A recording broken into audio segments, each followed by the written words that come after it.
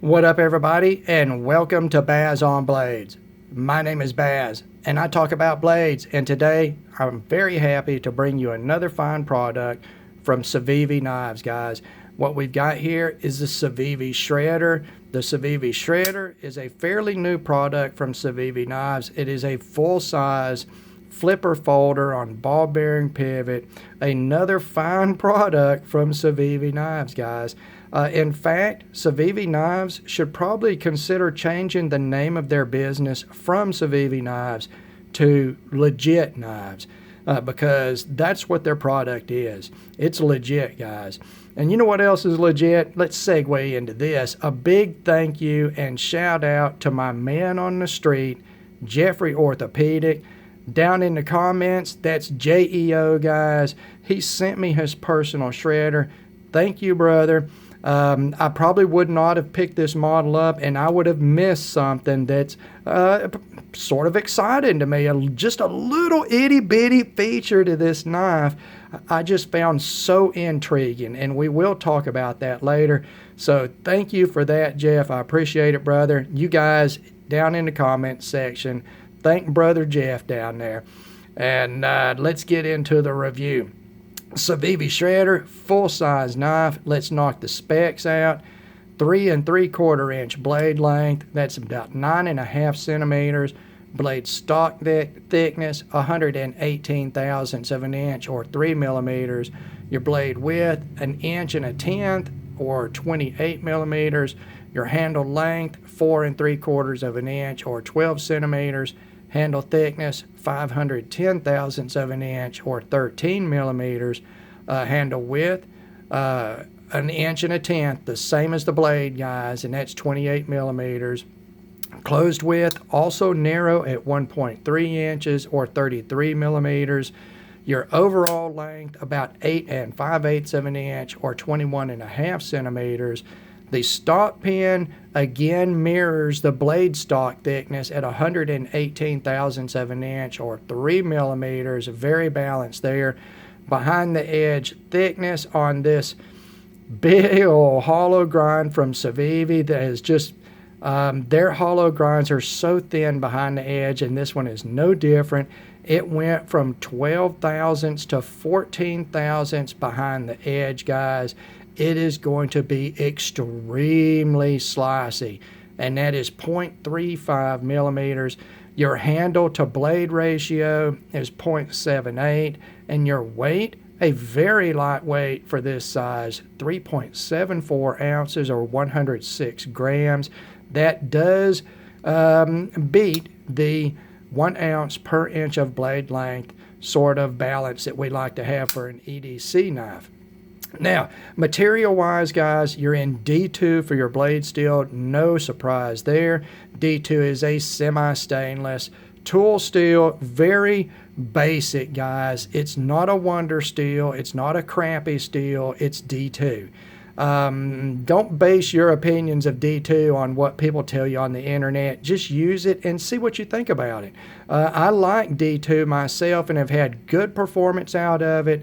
On average, it is semi-stainless, so not fully stainless. Just a little bit of care, some oil or rusting preventative on it. Just don't leave it dirty, guys, and just wipe it off. D2 is pretty much that easy. Let's see what else we got here. G10 over stainless liners. The liners are weight relieved. I hope you can see that down in there, guys, in a geometric sort of ladder pattern in there. You've got G10 handle scales, and there is 3 versions of this knife. They're all the same except for the handle scales. What we've got here is the plain black G10. There is also 2 layered G10s options. One is red and black, and one is blue and black. And both will have the black on the surface, and then you will see the layers revealed around the edge here, guys, with the milling. So you'll get a pop of color from that layer and around the perimeter of the handle, and then black up here. And I think that's probably going to be pretty attractive, guys. Just not too much, you know. Small parts, all stainless. We're in standard Civivi build parts here, guys. The fantastic quality Civivi screws, a great fold over deep carry stamped steel pocket clip. You've got G10 for your back spacer here, guys. A captive lanyard pin hidden back there with plenty of space for pass through of paracord or something. It seems like pretty much your standard Civivi sandwich type build for a flipper folder, and again, it is on their ball bearing pivot. It does feature the newer deep milled pivot cap here, Civivi pivot cap. I like that a lot. It's a very classy looking way to brand a knife that has no other billboarding, guys. It's not billboarded up. So let's take a look next at fit and finish, guys.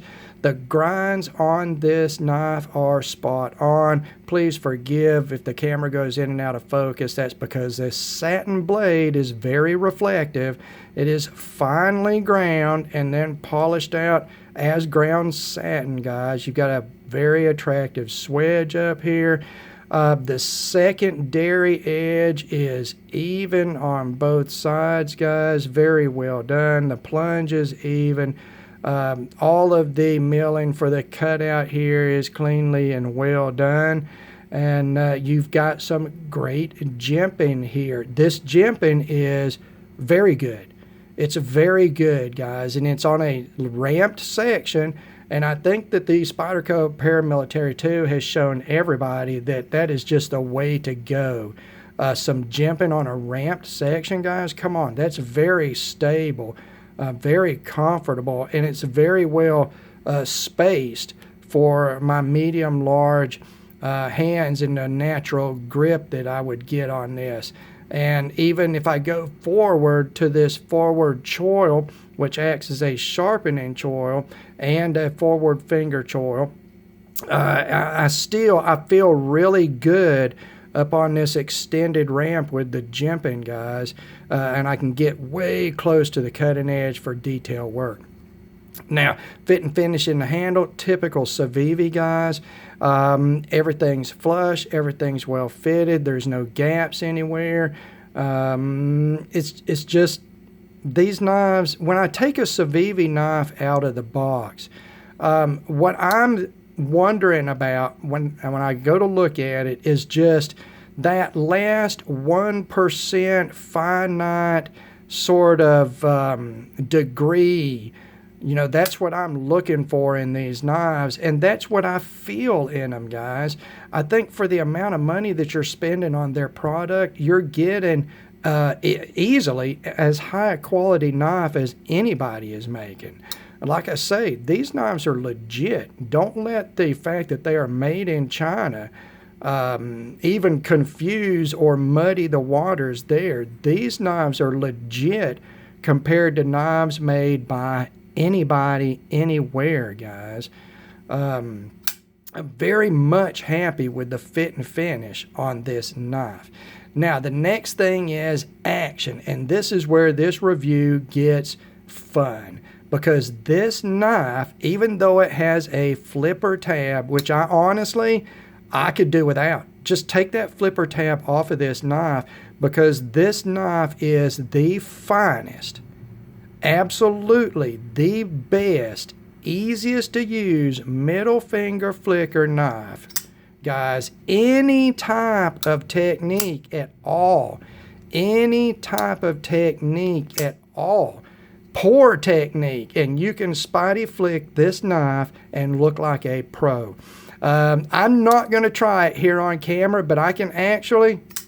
Oh! I just spidey flicked that with my pinky. Yeah, on camera, guys, spidey flicked it with my pinky, and I'm a pretty poor middle finger spidey flicker, so forgive my enthusiasm there, guys. I didn't think I'd be able to pull it off, and I did. So it is absolutely, as far as the action goes, the best middle finger flicker that I've ever used. A lot of that is due to the size and the length of this hole. It gives you so much area to modify where you're gripping and modify how much of a lever you're going to use here to flick this open. Okay, you can modify the way that it flicks open depending on where in the blade length this hole is. So, one thing, guys, that I've not seen anybody talk about on this is it's like the icing on the cake. It's the last straw on the camel's back, but in a positive way. And what that is this, guys. This hole. All right? It looks like a hole even up close, doesn't it? But I want you to take a look. Let's get a pointer in here. Take a look around the inside perimeter of this hole. The inside of it, guys, all the way around, it has been textured. It's been textured. That is purposeful texturing, guys. And look, there is a chamfer, a facet machined on the top edge of this hole. Now that's where your finger is going to go against when you are spotty flicking this knife.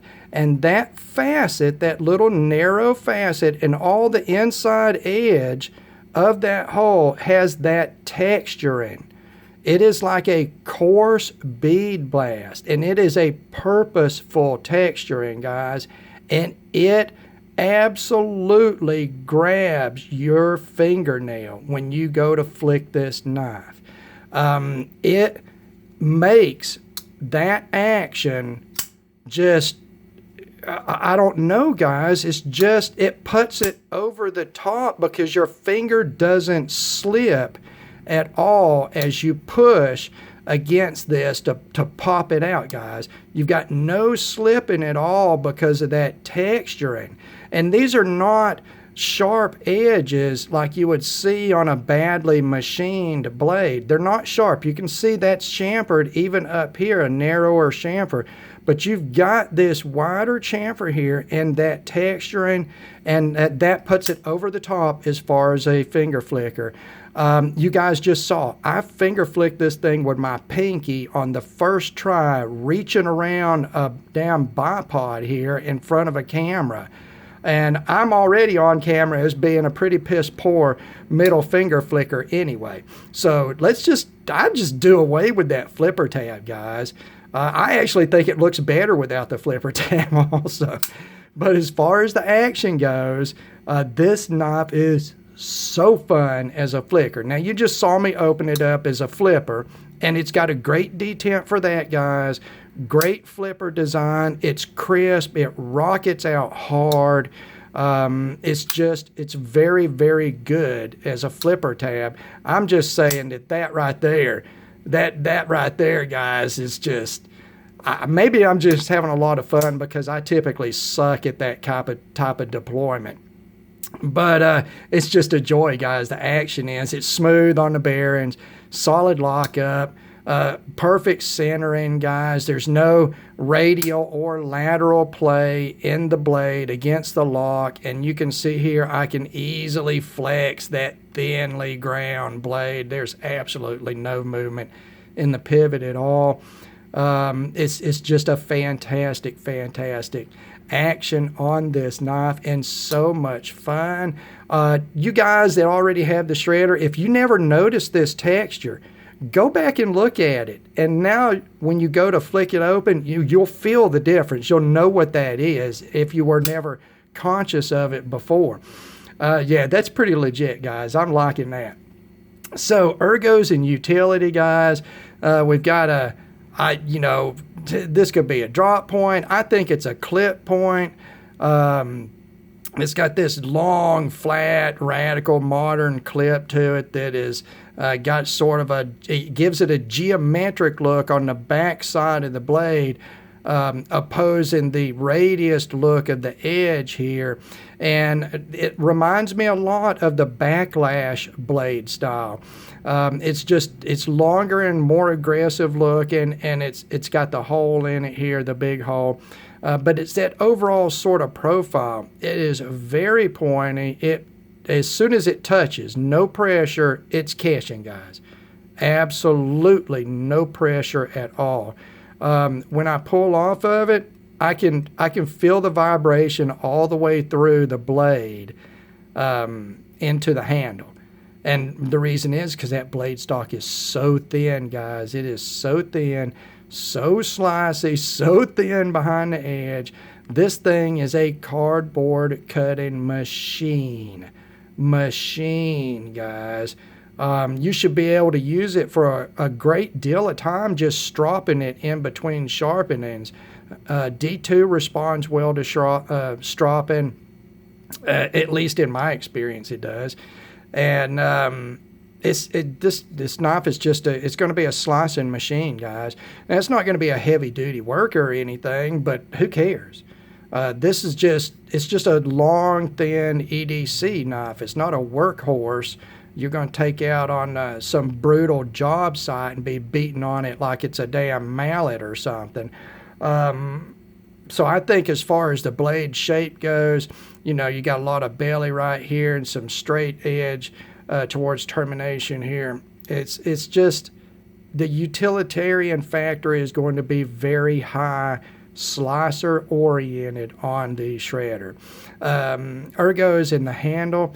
You know, as soon as I saw this knife, it reminded me of another knife that I'm going to pull out here, guys, and you are going to be so shocked at how close the design language is in the handle. And it's not a copy of it. Don't start that stupid crap. It's just there's only so many different ways you can shape something, guys. And sometimes things just turned out to be very close to each other. That knife is the cold steel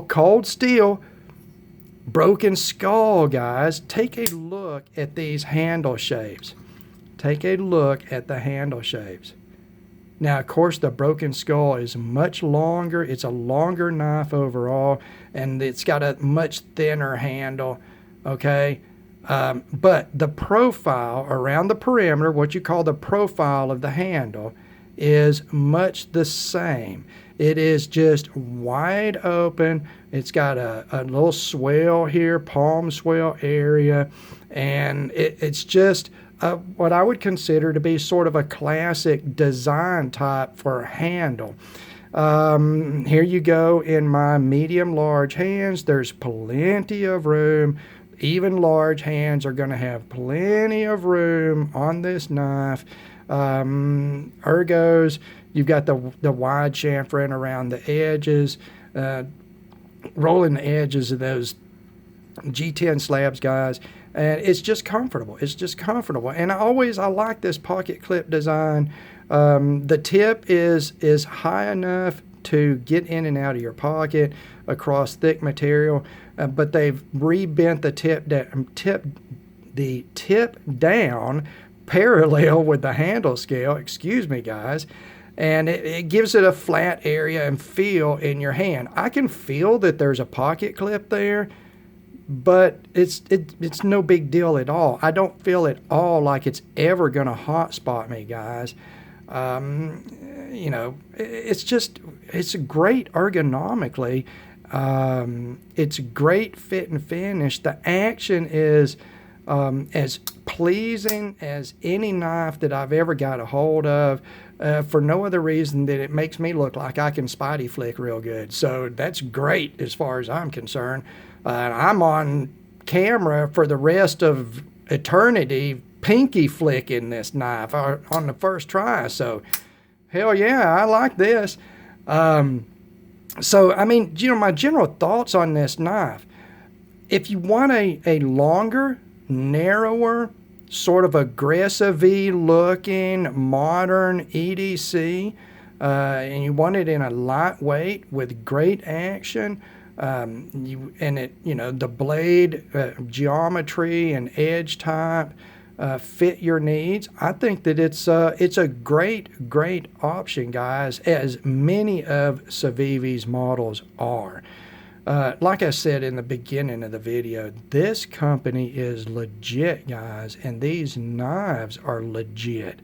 They are, along with a few other Chinese companies, they are changing the entire paradigm for what is considered a budget knife.